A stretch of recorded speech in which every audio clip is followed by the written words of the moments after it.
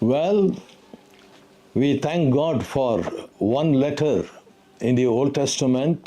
It's called, or I title it as the letter of Jeremiah. The letter of Jeremiah. The word Jeremiah means the Lord lifts.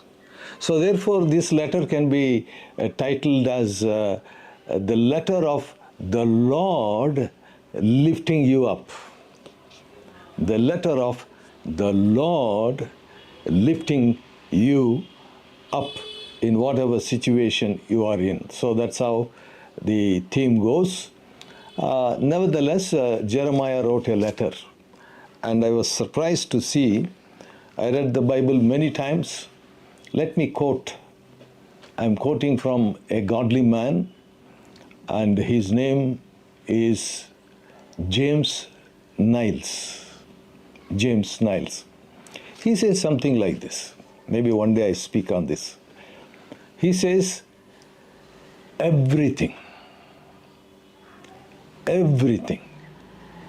in this world will die one day. Only the Word of God is eternal. Only the Word of God is eternal, and everything else will die off. And then he goes on to say like this. I am surprised, and I'm challenged and encouraged. This is what Brother James Niles says. He says, I wonder why so little people or so less people go to something which is eternal, and vast majority going for something which is not eternal. I can't understand the logic of it. That's what he said. Well, okay, with that introduction, let's study the book of Jeremiah from chapter 29, entitled The Letter of Jeremiah. The letter of Jeremiah. I have few things to share. One, the people of God. Two, the prophet of God. Three, the enemy of God. Four, the solution of God. Five, the plans of God. And then sixth one, the warnings of God. And then lastly, the promises of God. All from Jeremiah chapter 29. This morning I just wrote down as I meditated on this particular chapter. So therefore, this is something very, very fresh. Not something which I produced some other day, yesterday. It's not an old meal, it's a fresh meal. Okay, first of all, the people of God. You know, in Jeremiah chapter 29, verse 1, these are the words of the letter which Jeremiah, the prophet, sent from Jerusalem to the rest of the elders, priests, prophets, and all the people whom Nebuchadnezzar had taken into exile from Jerusalem to Babylon. So, the condition of God's people, they are in bondage. They are in bondage.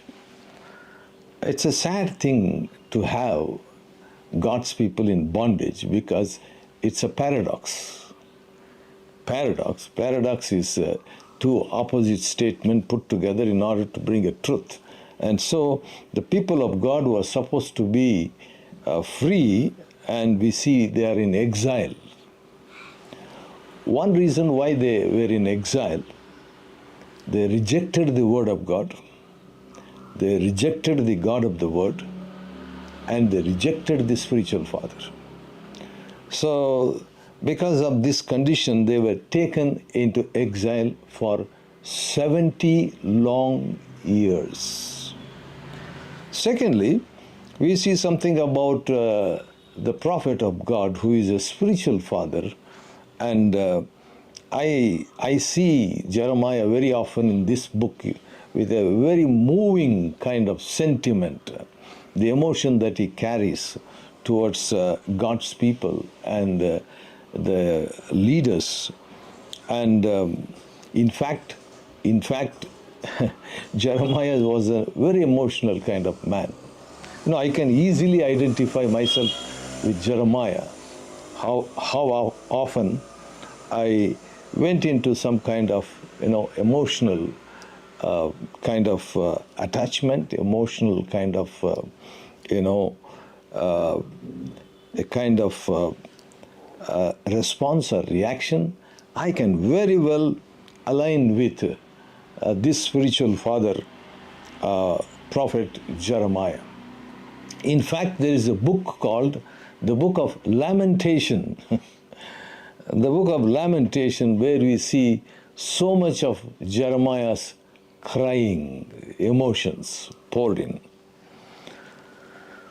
Well, let's move to the next point, that is the enemy of God. The enemy of God, we saw the people of God, and the prophet of God, who is the spiritual father, and the enemy of God. The enemy of God is Nebuchadnezzar, king of Babylon. The word Babylon or Babel also could mean confusion, leader of confusion, or someone who put God's people in bondage. That's what we see in chapter 29, verse 1 and 3.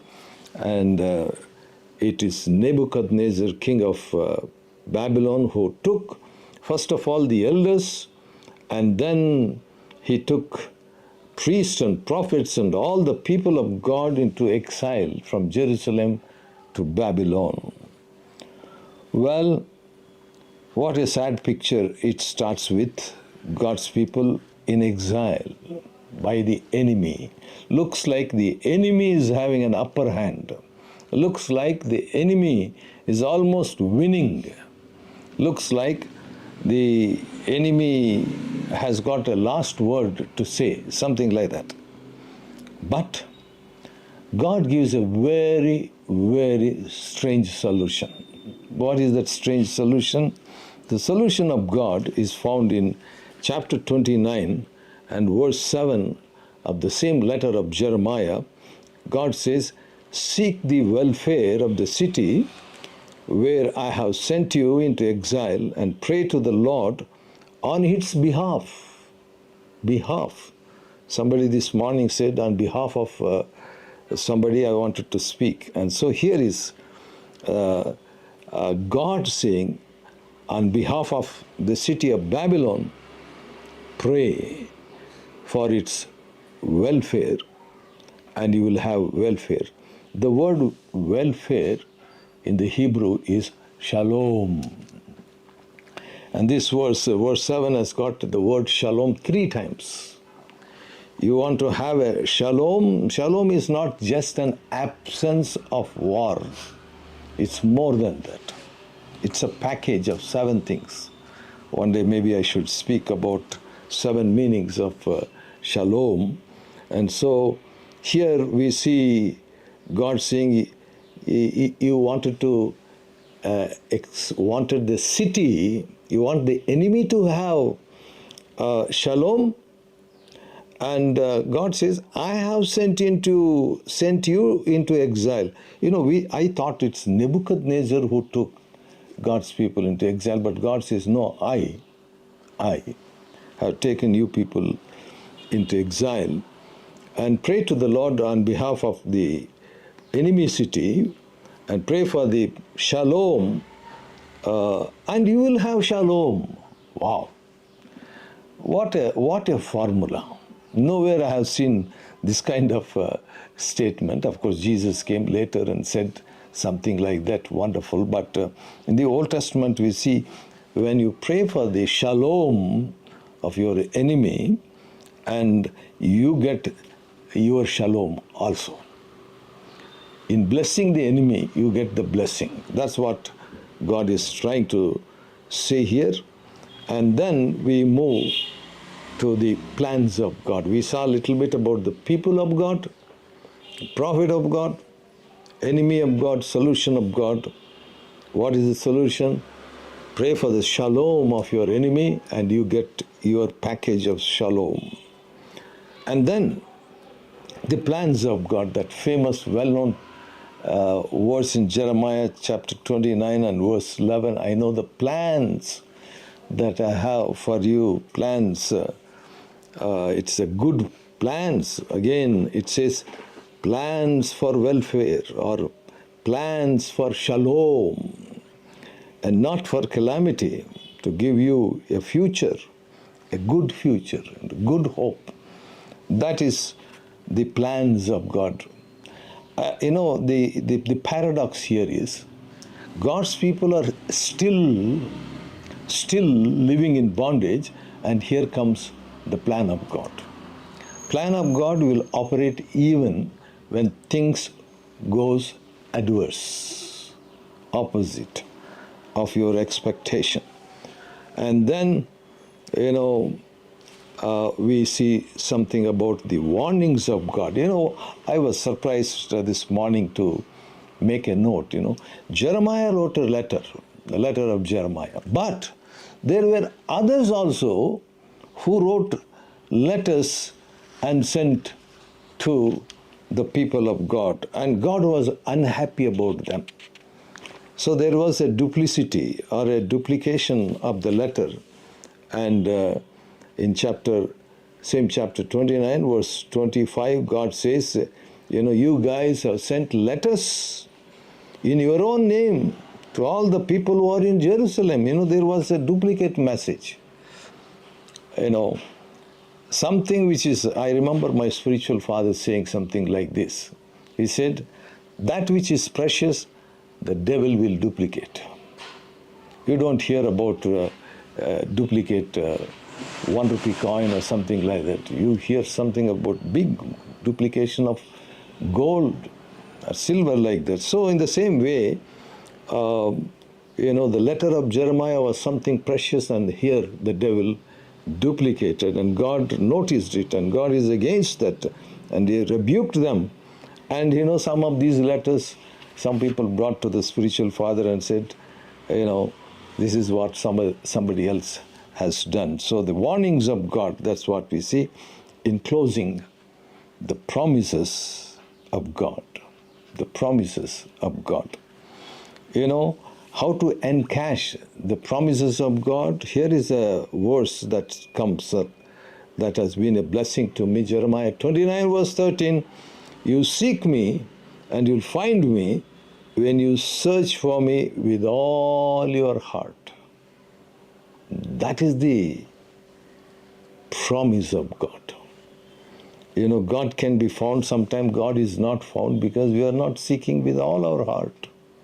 I'm not seeking God I'm seeking maybe second place to God, or the 10th place to God, and the 99th place to God. But when you seek God with all your heart, God commits himself and says, you will find me. Wow.